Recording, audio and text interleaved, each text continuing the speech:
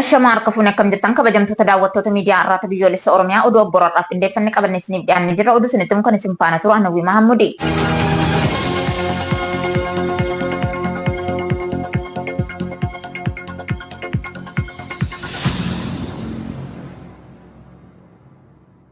Oduu keenya obboroo jalqabaatiin hiriirri sagalee hawaasa Oromoof ta'u akka itti fufu qeerroon bilisummaa Oromoo ibsa baaseen beeksise.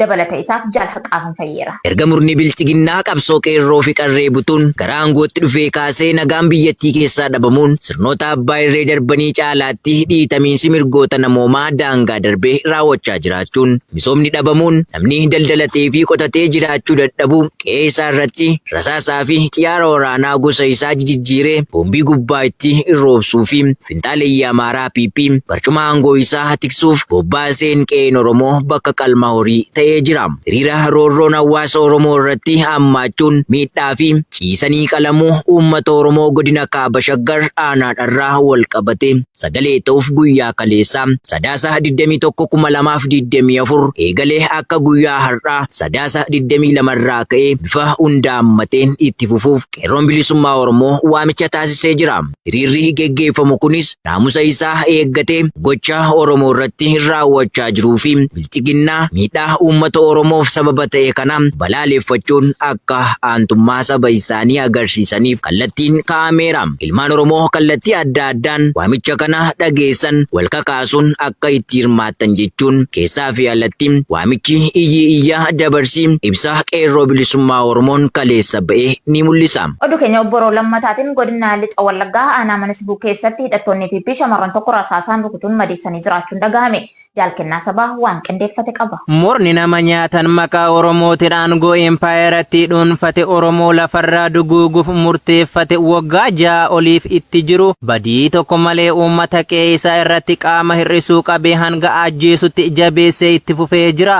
Haaluma kanaan godina Lixa Wallaggaa ona Manasibuu ganda Waamaa Toobaraatti dheengadda sadaasa 2024 shamarree Dingatee Nagarii kan jedhamtu mana namaa kireeffattee kan bunaa fi shaayee daldaluun jiraattu rasaasa itti dhukaasuudhaan madoo cimaa irraan gaanee jiraachuun beekamee jira. Shamarreen kunis dhalattuu ona Manasibuu ganda Allaalaa Fardaa yoo taatu balleessaa tokkollee kan hin qabnee fi madoon isheellee cimaa ta'uu fi ammaaf yaalaaf hospitaala magaalaa Mandiitti yaalamaa akka jirtu ibsaniiru. Sirni Oromummaa qofaan ilma namaatti xiyyeeffatee ajjeesu kun maqaa Oromoo himataa erga Oromoo ajjeesuu eegalee waggaan 6 darbus dhumaatiin hawaasa nagaa kana hanga ammaatti furmaata dhabuun gareen akka feetee naamusa waraanummaa hin qabne kun gochaa badii isaanii jabeessanii itti fufanii jiru. Maatii qabsaa'otaa godina Walloo Anaarxummaa Fursee Daawwee Harawwaa fi Daawwaa Caffaa keessatti murnoota bilchiginnaan gabaa akka hin baane dhorkamuun doorsisamaa jiraachuun dhagahame. Bal'ina isaaf Jaalhacaaluu rooba. Seenaa riphee loltoota addunyaa kanaa warreen bilisummaa saba isaaniif qabsaa'aa turaniif akkasumas duula abbootiin irree riphee loltoota dhabamsiisuuf taasisaa turan keessatti mul'ate kan hin beekne bara bulchiinsa murna bilchiginnaa keessa maatii qabsaa'otaa haala suukanneessaan ajjeesuuf ukkaamsanii hidhuu irra darbee gabaa hawaasummaallee akka isaan hin baane hidhattoota kolonel Abiyyi Ahmediin dhorkamuu rakkoo keessa akka jiran ONM jiraattota irraa qulqulleeffateera. Akkuma beekamu gabaan jiraattotaaf bu'uura waan hundumaa yoo ta'u gabaan jiraattota malee jiraattonnis gabaa malee jiraachuun kan hin danda'amne ta'us lukkeeleen bilchiginnaa baatii darbe onkoloolessa 2024 waltajjii torbee tokko oliif ta'aniin maatiin qabsaa'otaa gabaa akka hin baane yoo ba'an